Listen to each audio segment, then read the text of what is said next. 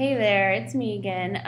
This is my second video response to the Telltale Brain for phantom limbs and plastic brains. Again, I want to state, I think he's really great at describing in a way that, everybody could understand. But one thing I really noticed was my human growth and development background actually really helped me understand a lot of the things he was talking about. They made even more sense. They made sense the way he wrote it, but I was like, oh my gosh, yes, because I learned similar things in this other class. Such examples are when he was talking about how he had a patient come in and was talking about how he would feel stuff in his hand, but he obviously didn't have it anymore, and then he would poke his face and the knee hammer under the jaw, and he was able to feel it on this phantom limb. And then he goes on to discuss about how the two different possibilities behind that, and how he mentions that perhaps the face area, which is located right next to the arm area in the brain, based on the funky little man map thing, how it could potentially kind of take over that part of the brain since it wasn't being used anymore. And that was something we talked about in growth and development, about in stroke patients who lose ability to move their one of their arms or whatever, and how you have the damaged area of the brain and you have the dead area in the middle, and there's some parts around it that were damaged but could kind of heal over time, and so the rest of the brain kind of just moves in and just takes it over because it's healthy brain being unused. Another one was about the chronic pain, and how the chronic pain, so even after everything heals, the pain still exists. And he goes on to talk about how it's learned pain. That definitely makes sense, because if you know a lot about conditioning and whatnot, it's known that you can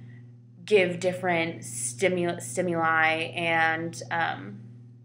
condition a person, or as it was originally done with dogs, to have a certain response to a certain trigger. So it makes sense that over time the brain picked up that, oh hey, movement equals pain, because if you can somehow do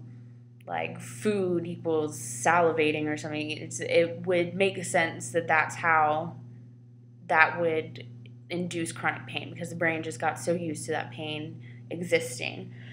Also with the the phantom limbs, and some people having moving and not moving limbs, some people have paralysis, and he goes on to talk about how the ones who don't feel movement have their arms were paralyzed for an extended period of time before it was amputated. And so that's something that you can see starting very early on with children, and that goes back to the plasticity of the brain, to where you kind of, or not plasticity, maybe plasticity, but so even in children, very early on, they start proliferating and pruning in the brain. So I learned in growth and development, and essentially the neural connections and whatnot you need, or you use most often, are going to be the ones that you keep, which is why you don't promote bad habits in children, because they're going to over time get rid of the good thing, the good neural connections, and have these bad neural connections in place. So and we know, as we learn in a lot of places, the brain is very plastic, so it's able to adapt to the situation it's in. And so it would definitely make sense that if the arm wasn't moving, that you those neural connections weren't being really used anymore, and so the brain's that's unnecessary work, so we're just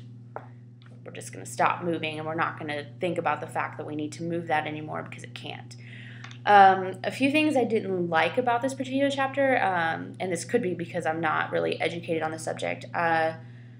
when it talked about lower primates having phantom limbs, and he was definitely they do. I just don't know how one would be able to know if a chimp had a phantom limb, and I'm sure there's ways, but for me it's hard to wrap my mind around how would you be able to have a chimp tell you that it's feeling this